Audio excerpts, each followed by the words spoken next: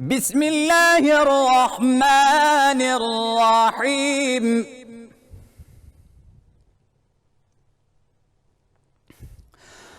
الله لا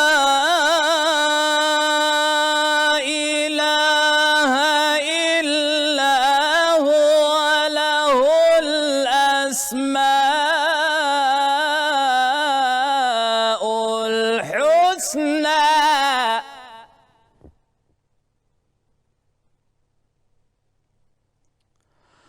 وهل أتاك حديث موسى إذ رأى نارا فقال لأهلهم كثوا إني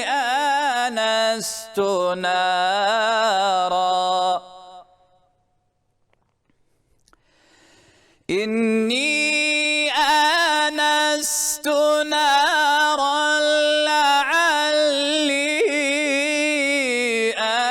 آتيكم منها بقبس أو أجد على النار هدى فلما أتاها نودي يا موسى إني أنا ربك فاخلع عليك إنك بالوادي المقدس طوى صدق الله العظيم. Bismillahirrahmanirrahim. Değerli izleyiciler, hepinizi Yüce Allah'ın selamıyla selamlıyoruz. Yeni bir sahur bereketiyle karşınızdayız. Bu mübarek vakitlerde yine Ramazan'ın feyzinden istifade gayesiyle Allah Resulü sallallahu aleyhi ve sellemin o asr-ı saadetine, onun hane-i saadetine, hem de ehl-i beytine, hem de ashab-ı kiramına tabii selam ederek tekrar varmak istiyoruz. Geçenki programlarımızda da Aleyhisselatü Vesselam'a olan muhabbetin o sahabedeki işte tecellisi, örnekleri, bunun üzerinde durmuştuk. Nasıl sevmişler, daha doğrusu sadece onlar da değil, yani günümüze de o sevgiden kalmış derken, yani şöyle diyelim, yani günümüzde de Allah Resulü Aleyhisselatü Vesselam'a olan muhabbet için bedel ödemeye hazır, ki bu bedeli zaten ödeyen yüz milyonlarca diyelim, milyarlarca Müslüman var. Şimdi hocam şöyle desek, yani hani bedel ödemek deyince her Müslüman aslında şu anda Peygamber Efendimiz Aleyhisselatü Vesselam'a muhabbetinin bedelini ödüyor. Daha doğrusu ödetiliyor bu ona. Yani bunun faturası geliyor o Müslümana. Yani işte diyoruz küresel sistem böyle tüm dünyayı sömürüyor. İşte Müslümanları hep böyle bir şekilde hukukun dışına itiyor. Sözleşmeleri takmıyorlar, umursamıyorlar. İstedikleri gibi bombalıyorlar, işgal ediyorlar. Ne altını üstünü filan. Şimdi bunların hepsi bir yerde Müslümanların Peygamber Efendimiz'e olan muhabbetinden dolayı değil mi? Yani eğer bireysel manada da düşünsek, yani bireysel anlamda bir kimse Allah Resulü Aleyhisselatü Vesselam'a olan bağını koparsa herkes sevecek. Yani onu bütün şeytanlar sevecekler. Fakat şu anda tüm İslam alemine böyle bir ceza kesiyorlar. Yani diyorlar ki, yani sizinle bizim aramızda bu Muhammed var ya Aleyhisselatü Vesselam, size o yüzden biz böyle davranıyoruz. Sanki böyle diyorlar. Böyle bir şey var. İş oraya geliyor. Yoksa Müslüman, Allahu Teala bizim coğrafyalara çok nimet vermiş yani. Yani bütün yeraltı zenginlikleri neredeyse bu İslam coğrafyasında. Yani nimet olarak vermiş ama alıyorlar, çalıyorlar. Evet, bedel ödemek, sevginin ödettiği bedelden bahsediyor. Hocam sizin bu söylediğinizi biz şöyle şu cümlelerle de anlamlandırabiliriz. Yani şu anda Allah'ın Resulü yani Avrupa'nın, Amerika'nın, dünyanın bütün kapılarını Hz. Muhammed Aleyhisselam zorluyor bir anlamda. Yani düşünebiliyor musunuz? Şu anda Avrupa'da, İngiltere'de yani yeni doğan çocuklarda en çok Muhammed ismi var. Yani bu bir mücadele. Bu gerçekten ilginç bir mücadele. Yani geliyor. Gelen Peygamber Aleyhisselam ve tartışılan Peygamber Aleyhisselam. Şu anda hep üzerinde durulan yani şu anda hücuma uğrayan da Hazreti Peygamber. Çünkü hücum eden de bir anlamda Hazreti Peygamber. Yani şaşırılıyor. Yani bir taraftan hücum ediliyor Avrupa, bir taraftan koronanın ilk günlerinde işte Müslümanların işte Muhammed diyor o afişlere yazmışlar. Yani biriniz uykudan uyandığı zaman yani mutlaka ellerini yıkasın çünkü ellerini nereye değdiği gece uykuda belli olmaz. Hadis-i şerifini yani Avrupa'da ben şeylerde gördüm. Bu billboardlara yapmışlar. Yani hem yani o var. Efendimiz gündemde. Düşmanlık da ona yapılıyor. Efendimiz de zorluyor Avrupa'yı.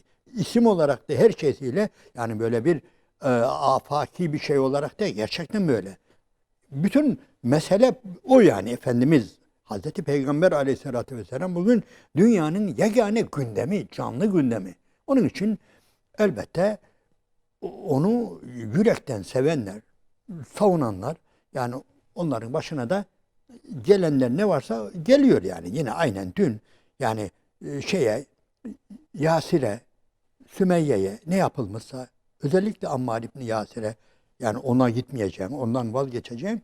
Bugün aynı yer, aynı şeyler yani kafirlerin, zalimlerin güçlü olduğu yerlerde aynı şey, dayatılan şey yine aynı. Yani peygamberle irtibatı kesmek, koparmak. Bu bazı yerlerde böyle biraz daha güya efendice yapıyorlar. Efendice kelimesi de olmaz da güya modernistçe vazgeçitmek. Bazı yerlerde de işte dipçikle vazgeçitmek yoluna gidiliyor. Hocam burada ben Peygamber Aleyhisselatü Vesselam'a muhabbet olayı denilince bir hadis-i şeriften hareket ederek bunun müfredat haline getirilmesi gerektiğine inanıyorum. Buyuruyor ki Efendimiz sallallahu aleyhi ve sellem Eddibu evladekum ala selâsi hısalin.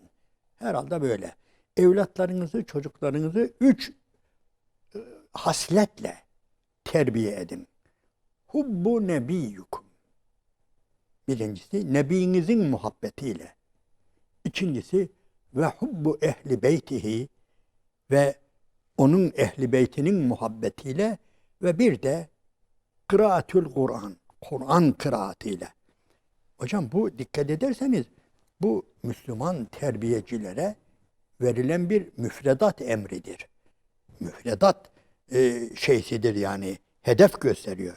Yani evlatlar yani Müslümanlar evlatlarını hubbu nebiyyukum nebilerinin muhabbetiyle ve hubbu ehli beytihi ve onun ehli beytinin muhabbeti ve bir de kıraatül Kur'an. Hocam Efendimiz'e muhabbeti yapıyoruz da dikkat ederseniz yani diyelim ki ehli beytine olan muhabbetimiz bir Fatıma'dan, bir Ali'den, bir Hasan'dan, bir Hüseyin'den başlar söz ederken yani yine yani o sevgi aynen devam ediyor. Yani yine orada da Allah'ın Resulü'nün sevgisini görüyoruz.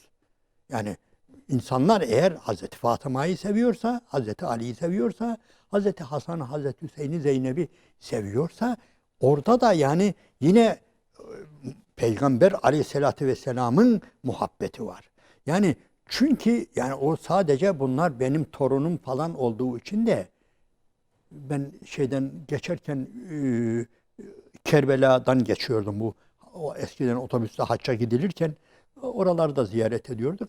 Hazreti Hüseyin'in mescidinde dış duvarında koskocaman yazılmış. Çok ilginçti yani. Sahih bir hadis. Diyor ki Kâle Rasûlü Segaleyn. Rasûlü Segaleyn dedi ki yani iki ağır yani insanların ve cinlerin Resulü dedi ki Kâle Rasûlü Segaleyn Hüseyinün minni ve ene min Hüseyin'in. Hüseyin bendendir, ben de Hüseyin'denim. Bu yani sadece Hazreti Hüseyin'in yani sevgisi, fazileti falan ondan da ziyade karışıyor iş. Birbirine karman çorman girmişler. Bu yani şu anlama gelmiyor. Yani ben Hüseyin'in dedesiyim, Hüseyin de benim torunum. Onun için sevin. Yok. Öyle değil. Hüseyin bendendir. Ben de Hüseyin'denim. Yani bu Hüseyin'in durduğu çizgi Muhammedi çizgidir. Muhammed'in durduğu çizgi, çizdiği çizgi Hüseyin'in çizgisidir. Yani biz onları severken de gerçekten yani elhamdülillah bu ülkede bile yani düşünün yani Şii olmayan ehli sünnet olan bu ülkede bile her evde Ali vardır, Hasan vardır, Hüseyin vardır, Mehmet vardır. Biraz Muhammed'den korkmuşlar acaba. Yani onun için biliyorsunuz Mehmet'e çevirmişler ki ona halel getirebilir miyiz? Ama son zamanlarda elhamdülillah çoğaldı. Açık konuşalım. Muhammedler Mehmet'i aştı. Yani Muhammed ismi doğrudan doğruya konuldu. Çünkü artık elhamdülillah bir kültür, bir yani bilinçlenme, onu da söyleyeyim ben. Bu iyiye gidişin de bir alametidir. Yani şu anda yani bir futbol sahasında bile kaç tane Muhammed var yani görüyoruz. Artık diğer camileri yani okulları şunları bunu hep böyle bir çoğalma var. Ama hocam bu eddibu evladekum, evlatlarınızı edeplendirin, terbiyelendirin, yetiştirin. Nedir? Hubbu nebiyyukum. Yani nebiyinizin muhabbetiyle. Bu başlı başına bir olaydır. Bir evde bir çocuğa Peygamber sallallahu aleyhi ve sellemin sevgisi verilmelidir. Verilirse o ev gerçekten ev olur yani. Eğer bir evde çocuklar ve çocuklar da hocam şey olduğu için dikkat ederseniz gerçekten saf, temiz olduğu için yani onların peygamber sevgisi çok yani daha fazla olur. Yani diğer insanlardan henüz yani para nedir, çek nedir, senet nedir, kadın nedir falan onları bulaşmamış, onlara bulaşan insanlarla yani başı dünya ile belada olan insanlarla yani çocuklarımızın hem Allah sevgisi hem peygamber sevgisi inan çok daha başkadır. Ha? Ama bu efendim hele o da o çağa gelsin o da bırak. Yok, devam ettirmek bizim elimizde. Uğraştığımız zaman çocukken verdiğimiz o Peygamber aleyhissalatü vesselamın muhabbetini, sevgisini yani devam ettirenleri de görüyoruz, devam ettirir de. Arada bir ufak bir oyun çağında hafif bir atlama olsa bile aynen kaldığı yerden devam ettirir ve kurtarır hocam. Yani bu peygamber sevgisi Allah'ın izniyle sohbetin yani önce dünkü sohbetlerde söylediğimiz gibi yani peygamber sevgisi gerçekten insanları yani kıyamet günü kurtaracak. Bu kaç tane? Yani zaten Allah-u Teala bir de bunu emrediyor. Bize bunun yolunu gösteriyor ve bir de cennette de hedef gösteriyor hocam bize. Yani biz cenneti niye istiyoruz? Biz cenneti niye istiyoruz? Tamam. Öteki nimetlerini küçük görmüyoruz hocam. Vardır yani. Meselül cennetilleti yu'idel müttegûn.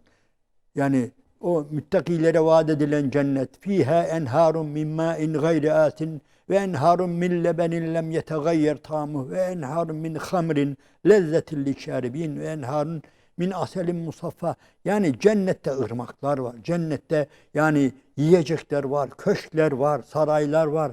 Ama peygamberler var hocam. Yani ve men yuta illahe ve rasule fe ulaike ma'allezine en'amallahu aleyhim minen nebiyyine ve sıddıkine ve şühedâ ve salihin. Yani bugün yani cennete koşuşturan insanların aklında, hayalinde bu var. Yani ben bazen böyle röportaj gibi yani şey yaparım da cennette en çok neyi merak ediyorsun diye şöyle azıcık düşündü mü aklı başındaki bütün insanlar yani orada peygamberlerle beraber olacağını varsayıyor. Onun hayaliyle, onu arzu ediyor. En çok merak ettiği, görmek istediği peygamberlerin yanına varmak, onların dizinin dibinde bulunmak, onları görmek, dinlemek ve hele diyelim ki diğer cennetlikler, şehitler, sıddıklar, salihler, hocam bunlarla beraber olmak Yani hep bunlar bir muhabbet. Yani Allahu Teala yanlış anlamayın. Allahu Teala burada bizim muhabbet damarımızdan giriyor ha. İstemez misiniz bunlarla beraber olmayı? Aynen böyle. Reklamlarda böyle günah olmasın. Yani bir reklam insanı yani bir şeyi sevdirip oradan yakalıyor. Yani reklamların en büyük özelliği haşa ona benzetmekte de reklamın böyle bir müsbet yönü de var. Hak verdiğimiz yönleri vardır. Yani bir insanın zaafını biliyor. Bu çocuk neyi sever en çok? Bu kadın neyi sever en çok? Bu adam neyi, şu delikanlı neyi sever en çok? Yani onu buluyor, oradan giriyor. Ve hiç alakası olmadığı halde ortaya bir futbol topu getiriyor. Ondan sonra başka bir yiyecek getiriyor. Hiç alakası yok. Veya bir içecek getiriyor. Ortaya niye o top kafalı? Onun topu çok sever. Onun için benzetmek olmasın. Allah-u Teala bizi bizimki bir kandırmacası da yok. Yani Allah-u Teala'nın reklamının bir kandırmacası da yok. Yani evet dediğini yapar. Yani Allah bir şey vaat etti mi? Yani asla vaadinden dönmez, caymaz. İnnallâhe lâ yuhlifül mi'ad. Yani ve bize böyle bir vaatte bulunuyor ve hep muhabbete dayanıyor. Ve muhabbetin de aslı en somut şekli peygambere olan muhabbet hocam. Peygambere olan muhabbet yani akan sular duruyor. Yani ben Allah'ın Resulü'nü seviyorum. Onunla beraber olmak istiyorum. Veya istemez misin Allah'ın Resulü'yle beraber olmak? Alakası yok gibi de bir hadis-i şerifte rivayet edilen bir hadis-i şerifte Efendimiz bir bayram günü yani çıkışta bir yerde mescitten çıkışta mı namazdan dağılırken mi veya bir yerden gelirken çocuklar oynuyorlar. Ama çocuğun birisi yani hepsi gülüşüyor, oynaşıyor ve birisi zavallı bir köşeye çekilmiş. Orada üzgün yani belki de ağlıyor öyle bir şey. Ondan sonra Allah'ın Resulü varıyor. Sen niye bunlar gibi sevinçli değilsin? Sen niye oynamıyorsun? Efendimiz'i tanımıyor çocuk.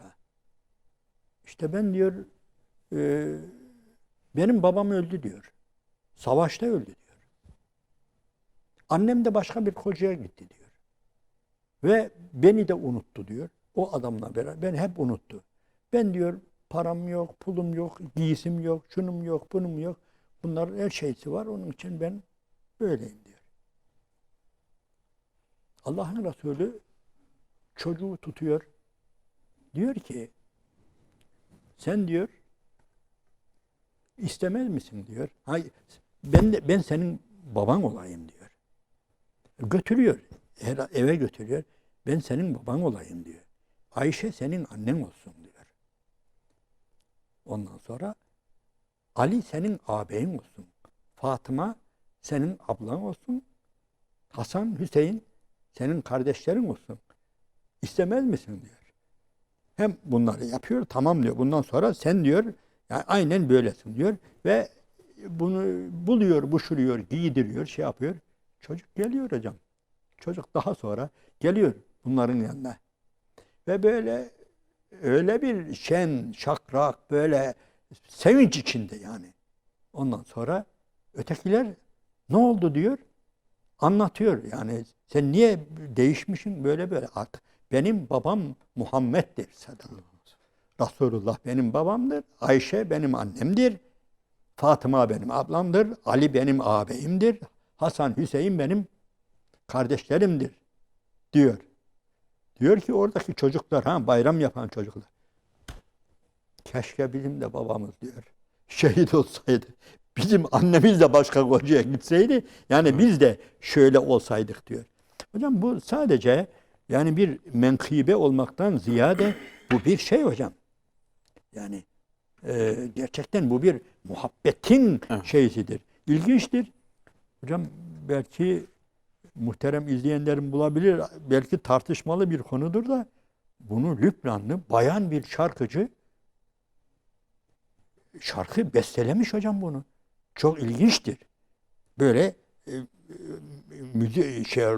bestelemiş bir şarkı olarak, Arapça olarak yine de ağlarsınız yani. Daha sonra bir erkekten de dinledim. O da ondan herhalde kopya çekmiş. Yani öylesine bir sahne. Yani bizi bile ısıtıyor şu. Yani insanlığı ısıtıyor şu sahne. Bu muhabbettir. Yani Onun için hocam biz siret dedik ya, siret diye başladık ya, epeyden beri sireti konuşuyoruz. Yani hocam okuyalım. Okudukça göreceksiniz. Yani artacak. İmanımız artacak. Muhabbetimiz artacak. Aşkımız artacak ve biz bu şekilde yürüyeceğiz. Bu bizim enerjimizdir. Enerjiyi de aynen oradan naklederek, görerek, yani okuyarak, yani hayatımıza geçirdiğimiz an, yani gerçekten insan bir başka oluyor. Yani bunu daha önce de birkaç defa da söyledim ama hocam siz birilerine bu sahneleri eğer güzelce, fazla abartma değil, güzelce anlatabildiğiniz zaman var ya, Allahu Teala dinleyenlere de yani bir güç vermiş, bir kuvvet vermiş, görmediğimiz aletler vermiş. Siz anlattıkça o böyle tahayyül ediyor, canlandırıyor, gözünün önüne getiriyor. Her yeri kıpırdıyor hocam. Siz öyle şey zannediyorsunuz da öyle dinliyor, öyle değil. Yani ve ondan sonra sizin anlattığınız sahneleri rüyalarında gören yani nice insanlar var. Sizin anlattığınız bir sahneyi, Allah'ın Resulü'nün hayatından bir sahneyi rüyasında gören. Neden? Öylesine siz anlatırken dikkat kesilmiş. Allah'ın verdiği o tahayyül gücüyle canlandırmıştır. Ve ruhu galeyana gelmiştir. Yani kalbi gerçekten yerinden oynamıştır. Bu imandır ve bu muhabbettir. Bütün bunları ortaya getiren muhabbettir sadece. Yani onun için küçük görmeyelim. Niye küçük görmeyelim diyorum? Küçük görenler var hocam ya. Yani hala ya öyle şeylerle siz insanları oyalıyorsunuz da. Böyle kupkuru insanlar var hocam. Yani öyle okumuş ha bunlar da. Ya, senin anlattığın olay sahih mi? İyi araştırdın mı falan. Hocam adam kupkuru ya. Peygambere karşı, sahabeye karşı. Bunlar Müslüman ha. Müslüman olmasa ya bu düşman deriz. Bu adamlar hem Müslüman hem de Peygamber Aleyhisselatü Vesselam'a karşı muhabbet damarları kurumuş mu, hiç mi açılmamış sahabeye Yani o karşı.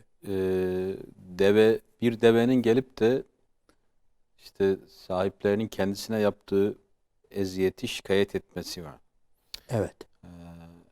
Şimdi Peygamber Efendimiz de devenin sahibini arıyor. Diyor bu deve şikayet ediyor diyor.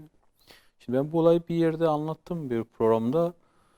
Programdan sonra oradaki bazı katılımcılar yani demişler bu nerede geçiyor yani böyle aslı astar olmayan şeyler niye gelip anlatıyorlar falan gibi şikayette bulunmuşlar. Ya şimdi velev ki hani zayıf da olsa yani diyelim ki kaynağı zayıf. İşte levlâke lemâ halektu leflâ. Böyle bir şey yok. Bediüzzaman almış filan onun aslı astarı yok. Ya şimdi bu alim almışsa kitabına herhalde o onun zayıf olduğunu senden benden daha iyi biliyor yani.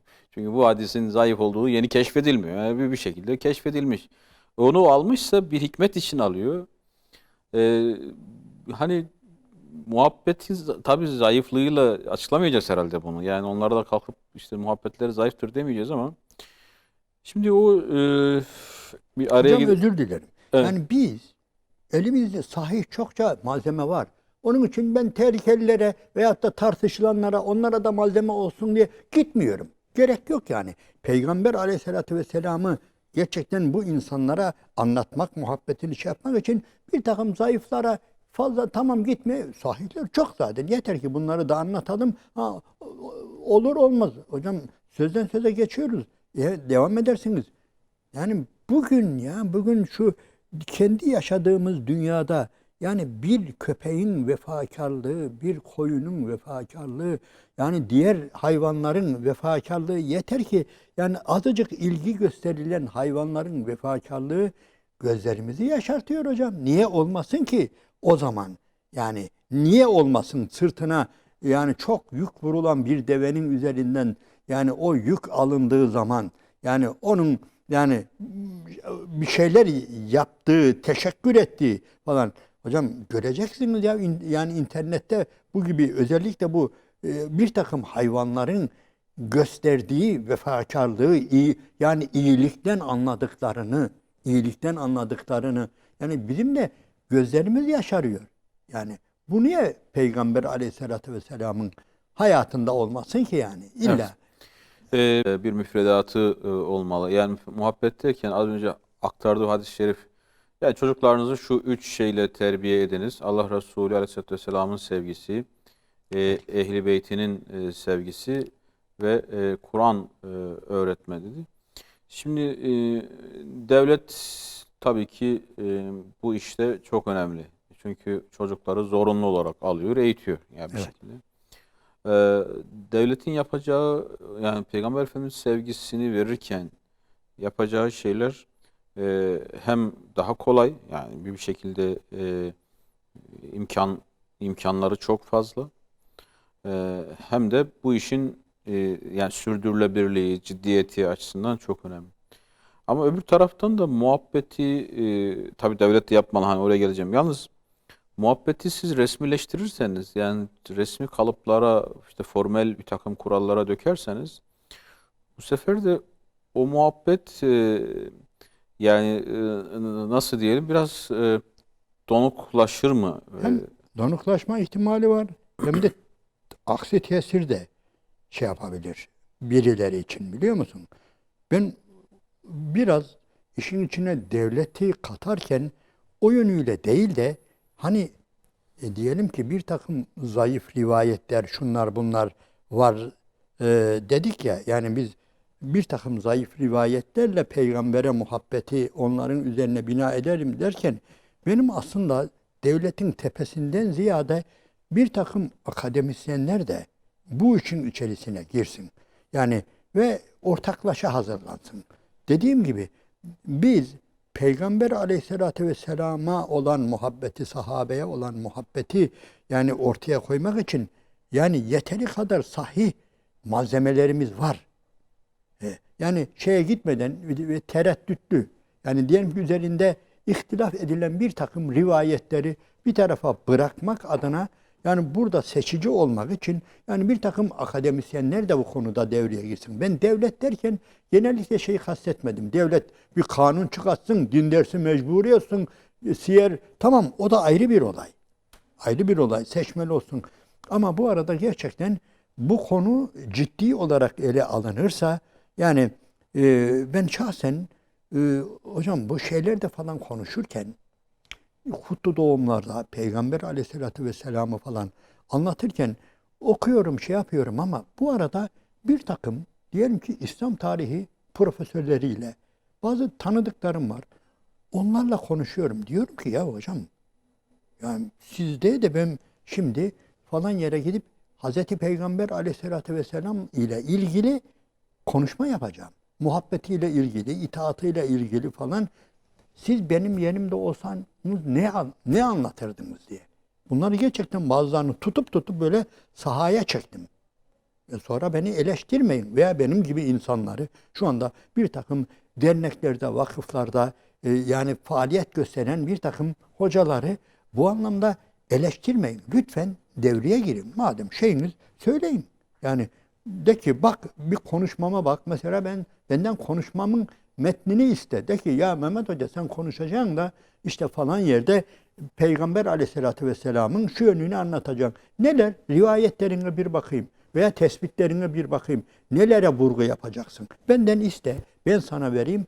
Sen de ki arkadaş, biz üzerinde şu kadar durduk. Bu rivayet zayıftır. Bunun üzerine bindirme. Eğer bir gün birileri bunu çekerse boşta kalırsın. Ayağın boşta kalır. Onun için bu anlamda hem bu arada onları da benim en büyük arzum da hocam Türkiye'de eksik olan bir şey var. Burada başka bir konuya giriyoruz da, akademisyenlerimiz halkla kopuk. Halbuki Arap aleminde bazı güzellikler var. Bizde olmayan güzellikler var.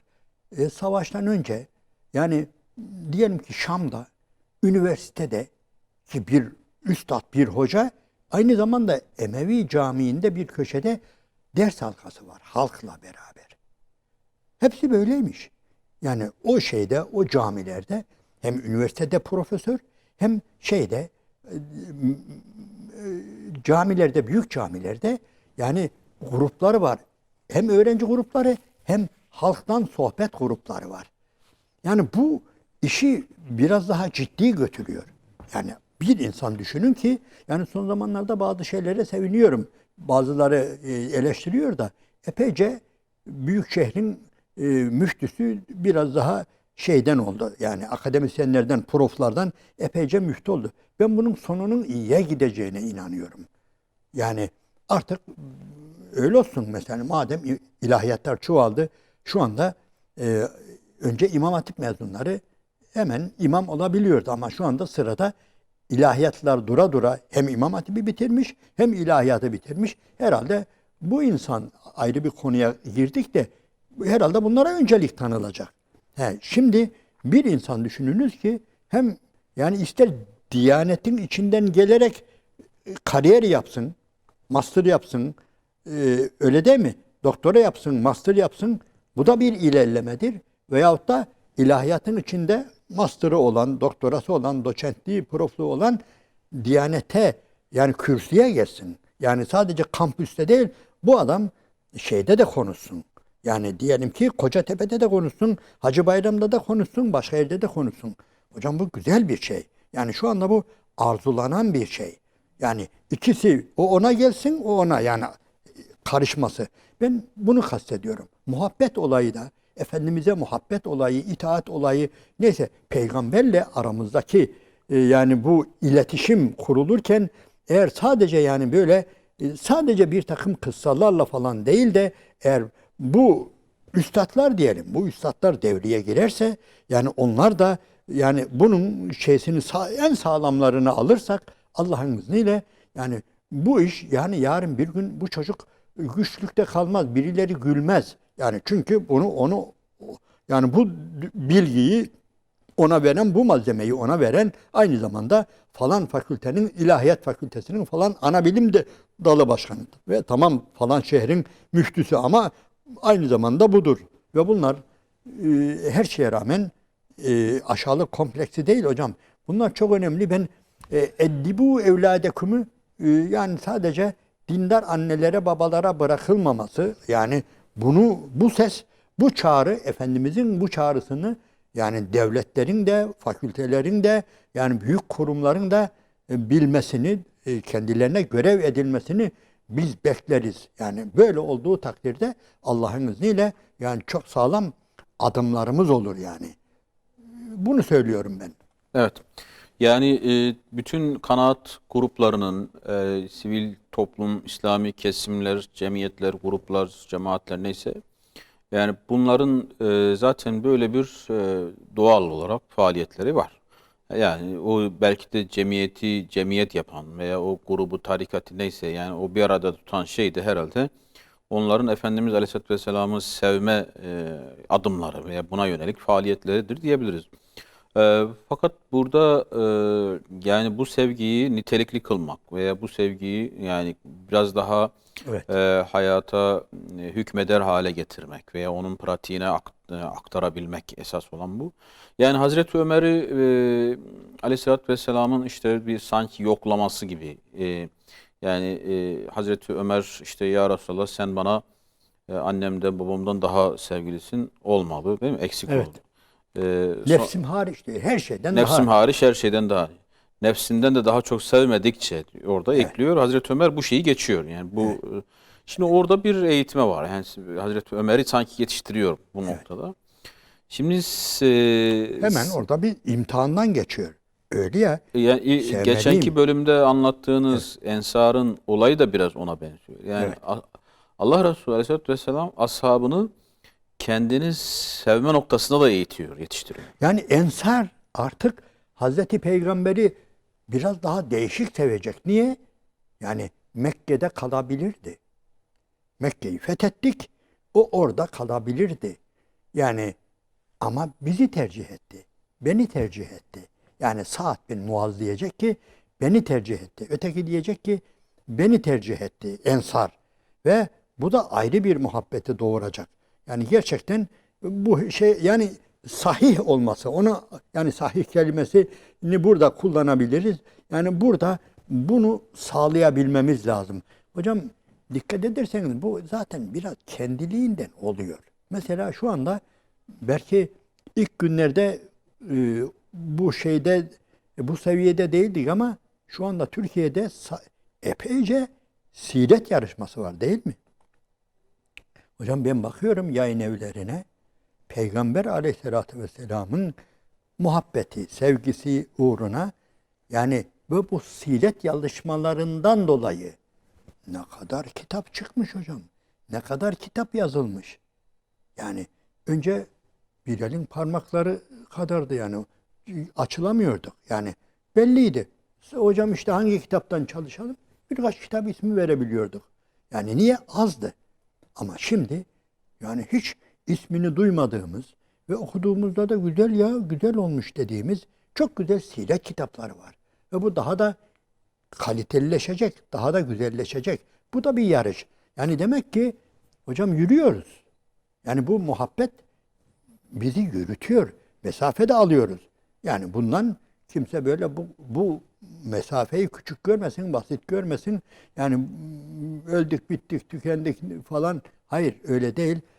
Ama gönül ister ki çok daha ciddi, çok daha ciddi güzel mesafeler alalım.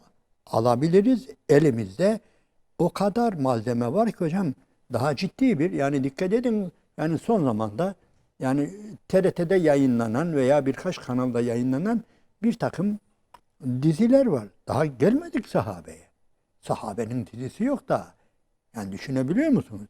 Yani bir Abdülhamit çevirdi. İşte Diriliş, Ertuğrul, şu bu falan pişman. Onlar bile içinde yani Allah'ın Resulü'nün hayatı olduğu için, ondan bahsedildiği için oralarda bile başka bir muhabbet var. Ama yani ta siret sohbetlerinin ta başında söylediğime tekrar dönmeyeyim de hocam gençlere, edebiyatçılara, yazarlara yani çağırıyoruz arkadaş. Çok malzeme var. Dikkat edin. Gelin bir tek şu sahneden neler çıkabilir? Yani bir tek yani Hazreti Cafer'in Necaşi'nin karşısında konuştuğundan sadece oradan yani bir film de çevrilebilir. Başlı başına bir yani ciddi bir roman da çıkarılabilir. Yani böyle abartma değil. Öylesine müthiş bir olay. Yani Çağrı filmi tamam yani onların biraz bazı yerlerini yakalamış ama Çağrı bizim için bir basamak olmalıydı hocam. Bunu fersah fersah bugün geçmeliydik. Yani illa gelip de Resulullah'ın yani şahsını gösterip oraya tökezleme değil. Tökezlemeden de biz çok şeyler yapabiliriz, yapmalıyız ve bir de bu şeyin yani gösteri dünyası, ekranın alıcısı hocam her şeye rağmen çok çok daha fazla ekranda hitap Yani edebilmek. aslında şu anki konsept de çok aykırı değil yani şu açıdan söylüyorum. Yani olayın bizzat kendisini aktarma değil de hani işte Necaşi'nin huzurunda sahabeler bunu doğrudan bunu işleme değil veya o asr-ı saadeti veya oradaki şahsiyetin kendisini bizzat işleme değil de normal günlük hayatın içerisine oradan alıntıları serpiştirme. Yani bu daha Tabii. bu mesaj daha hızlı alınıyor sanki. Yani hocam Bu orada sadece şahıslar değil ama Cafer kalkmış. Ey hükümdar, ey Necaşi, biz leş yiyen bir kavimdik. Biz kuvvetlilerimiz zayıflarımızı ezerdi. Biz kendi ellerimizle yaptığımız putlara tapardık. Allah içimizden her şeysini bildiğimiz, tanıdığımız birisini seçti gönderdi. Hocam buralardan çok şey çıkarır. Bugün yok yani bu cümleler bugüne gelmeli. evet. Yani- Yani geçen yine bir dizide mesela duaların kabulüyle ilgili hocam güzel bir sahne çalışmışlar. Yani siz bunu doğrudan yani bir hutbe formu, bir vaaz şeklinde anlattığınız zaman evet biliyoruz. Ha, yine aynı şeyi söylüyor falan gibi biraz ne olur alışılmış bir şekilde oluyor. Ama filmde bunu çok güzel işlemişler. Ha, belki kötü sahneler falan onlar ayrı. Ama şunu söyleyelim. Bu noktada da kötü bir yerde değiliz. Ama sadece bir sorun var İslam aleminde. Geçen İmam Gazali Hazretleri'nin o şeyinde Abidler yolunda bir hadis naklediyor. Arap'ı helak edecek felaketleri sayarken ırkçılık diyor hocam. Yani Arap'ı diyor, Arap yani ilk saydığı şey Arap'ı diyor, ırkçılık, unsuriyet felak edecek. Şu an unsuriyet Arap'ı da, Türk'ü de herkesi şey yapıyor yani böyle sallıyor, sarsıyor maalesef. Dünyayı sallıyor. Dünyayı sallıyor. Ben şimdi modernizm diyoruz yani şu an küresel sistem sevgiyi önce süflileştirdi. Yani bayağı bir seviyesini düşürdü. Sonra yok etti. Şu anda artık Modernizmin kitabında muhabbet yok. muhabbet yok. Zaten İngilizce'de sevgi anlamına gelen tek kelime varmış. Love, Evet. love mu? Love, love kelimesi. Onun dışında diyor sevgi anlamına gelen bir kelime yok. Mesela kişi diyor köpeği severken de o love kelimesini kullanıyor. İnsanı severken de, kutsalı severken de hepsini aynı şeyde söylüyorlar. Şimdi şu anda gelinen noktada hiç sevgi yok. Peki bu sevgi fıtri bir ihtiyaçsa bu ihtiyacı nereden karşılayacak bir gün? Batı insanı herhalde gelecek ve diyecek ya burada varmış diyecek. Yani bir yerde onu Ama da gösterebildiğimiz an, evet. yani ben görebildiğim kadarıyla hocam, Müslüman olan insanlar eğer bir başka Müslümanıdan Müslüman olmuşsa onun yani çok bilgililiğinden, bilgiçliğinden, akademik kariyerinden falan değil, aşkından, muhabbetinden, sıcaklığından, yakınlığından. Yani hocam bugün var ya, bugün insanlık şunu bekliyor. Yani gerçekten insanlık, bütün insanlar bir anlamda yalnız. Beklediği bir şey var. Biri koluna girecek, okulda mı girer, iş yerinde mi girer, başka yerde mi? Koluna girdiği an gel, şöyle bir yürüyelim. İnsanlık yani bu sese ve bu harekete hasret hocam. Belki dile getiriyor, belki dile getirip intiharları da önleyecek budur. Yani birinin koluna girdiğiniz zaman biter hocam Allah'ın izniyle. Bütün problem bu muhabbettir. Bunu bir yerden bulamaz da, satın da alamaz da, okuyamaz da, ama sen girdiğin zaman bir insanın koluna, yani esrarını da bıraktırırsın, uyuşturucusunu da bıraktırırsın, başkasını da, her şeysini bıraktırsın. Yeter ki sana inansın.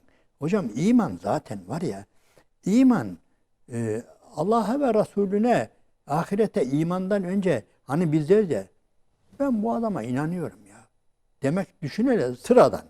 Ben buna inanıyorum ha, bu adama demek, sıradan bir insana günlük bir hayatta bile, o bile değişik bir şey yani. Yani ne demek? Ben bu adamın şu yönlerini görmüyorum, tanımıyorum ama inanıyorum bu adama. Bu adama inanıyorum demek, güveniyorum da. Zaten biliyorsunuz yani iman kelimesinin içinde güven de var ayrıca. Yani Allahu Teala'nın da hani isimlerinden biri mümin. Mümin yani bir şeye inanan anlamında değil, yani güven veren, eman veren. Yani böyle. Onun için biz bazı konularda hem de hocam davet esnasında falan bazı hatalarımız olabilir. Cümlelerimizde yani bir şeyler olabilir ama ihlasımız onu şey yapar, samimiyetimiz ve muhabbetimiz onu örter, tolere eder. Karşıdaki de onu anlar.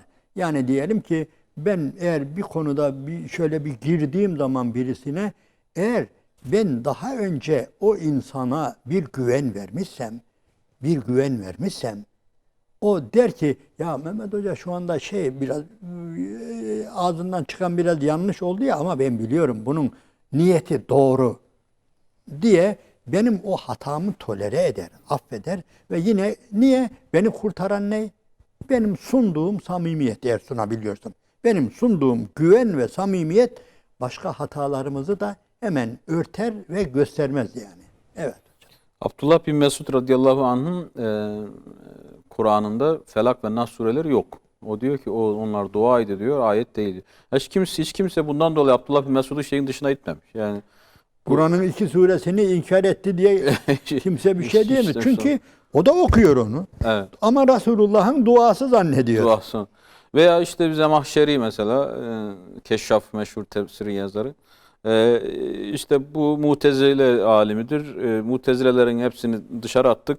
Bunu da atalım dememişler. Atamıyorsun ki. Atamıyorsun. Yani Şimdi böyle muhabbet olursa o zaman birilerinin attığı, içimize attığı o fitne tohumlarını da belki de kale almayacağız. Yani çok umursamayacağız. Yani şu an mezhepçilik fitnesi olsun veya hizipçilik, grupçuluk, böyle farklı farklı ihtilaflarla içimize atılan eğer muhabbet olursa onlar kolay aşılabiliyor. Evet. Yani bir ülfet, bir ünsiyet olursa şu anda mesela İngiltere merkezli yani birçok televizyon kanalı, ajanslar, medya habire bu fitneleri körüklemek için habire çalışıyorlar, Öyle. sürekli çalışıyorlar.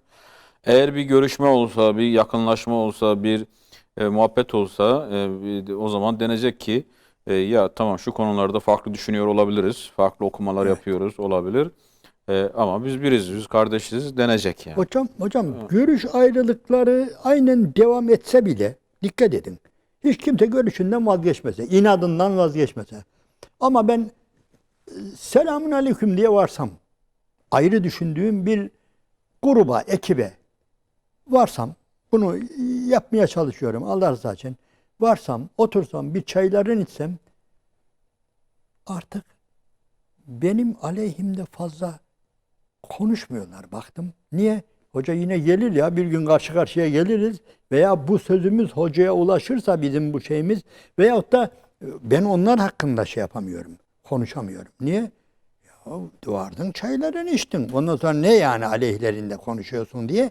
Yani illa %100 eşit olmuyoruz ama ne yapıyoruz? Artık bu selam, Esselamu emanullahi fil ard. Selam Allah'ın yeryüzündeki emanıdır hocam. Yani bu selamı verip oraya girdiğimiz zaman birilerine vardığımız zaman hocam hani hatta ben şöyle şey yaparım. Şöyle bir karikatür yapın veya küçük bir şey yapın derim. Bir insan eline taşı almış köşede bekliyor şöyle. Eli arkasında ve gelene vuracak. Orada biri geliyor. Vuracak ona. Kafaya koyun. Ben bu taşı bunun kafasına vuracağım. Fakat hiç beklemediği bir şey oluyor. Gelen adama selamun aleyküm diyor. Hadi buyur vursun hocam. Gelen adam buna selamun aleyküm dediği an bu iş bitiyor hocam. Taş düşüyor. Taş yere düşüyor. Ya cebine koyuyor ya yere düşüyor. Bu kadar net ve berrak bu Allahu Teala'nın. Niye? İşin içine Allahu Teala giriyor hocam. Selam Allah'ın adıdır yani. Yani öyle. Onun için bunu büyütmek, bunu yaygınlaştırmak. Efşü selame beynekum diyor hocam. Yani selamı aranızda yayın diyor ısrarla. Demek ki yayılması gerekiyor. Yani bazen çekiniyoruz yani. Şöyle bakıyorum şimdi işte büyük şehirlerde veya kalabalıklarda falan tabii herkese böyle şey alışılmamış. Ama azıcık tenha bulduğum zaman ve kelime yani bu grup ayrıcılık değil de tanımadığım bir yerde bile eğer yüzünde azıcık böyle bir simasında bir meymenet diyelim. Meymenet değil, kötü anlamda meymenet varsa ashab-ı yemin, meymenet veya bir hafiften bir güzellik varsa hocam ben çok selam verdim. Ve karşılığını aldım, meyvesini de aldım sadece bana şeyde. Gerçekten çok mutlu oldum. O da aldı, toparlandı. Ve aleyküm selam abi, ve aleyküm selam kardeş, ve aleyküm selam hocam. Yani bunlar basit şeyler değil hocam. Bunlar Allah'ın izniyle yani çok şeyi eritiyor aradaki buzları eritiyor. Ondan sonra bir gün ben okudum. Hocam sen bunlara niye selam veriyorsun veya herkese mi veriyorsun selam? Arkadaş ben bir hadisi şerif okudum. Bir hadis-i şerif hatta birkaç rivayeti var. Efendimiz Aleyhisselatü Vesselam İbtegul hayra inde hisanül vücuh veya utlubul hayra inde hisanül vücuh. Güzelliği, hayrı yüzü güzel olanlarda da arayın. Yani bir insanın yüzü özellikle bir de güzelse hocam yani orada bunu bu adama da bunu şey yaptı. Hatta birine de söyledim. Tüm şaşırdı. Böyle denk geldi. Birine selam verdim. Ondan sonra da orada durduk. Selamünaleyküm falan. Aldı selamımı. Ondan sonra herhalde kendisine fazla selam verilmeyen biriydi hocam. Vermiyor. Herhalde selamı fazla aralarında selam olmayan insanlar. Dedi ki abi sen bana niye selam verdin dedi. Beni tanımıyorsun. Ben de sizi tanımıyorum. Niye selam verdin dedi. Ben tabii bu bir imanın gereği olduğunu dedikten sonra bir de dedim ki Peygamber aleyhissalatü vesselam böyle buyuruyor. Yüzünde güzellik olan insanda güzellik vardır, orada arayın. Ben sizde öyle bir şey gördüm dedim. Adam uçtu bu defa. Ya delikanlı böyle şaşırdı yani. Belki hayatında bunu anlatarak artık gittiği yerde. Öyle değil mi yani? Evet. Hocam çok teşekkür ediyoruz. Allah razı olsun. Teşekkür ederim. Biz sahur bereketinin daha sonuna geldik. Değerli izleyiciler, bu mübarek ayın şu mübarek vakitlerinde bütün dualarınız, hayır dualarınız inşallah kabul olsun diyoruz. Yaptığınız hayır hasenat da makbul olsun inşallah. Buluşmak dileğiyle efendim. Hepinize Allah'a emanet ediyoruz. Esselamu Aleyküm ve Rahmetullahi ve Berekatuhu.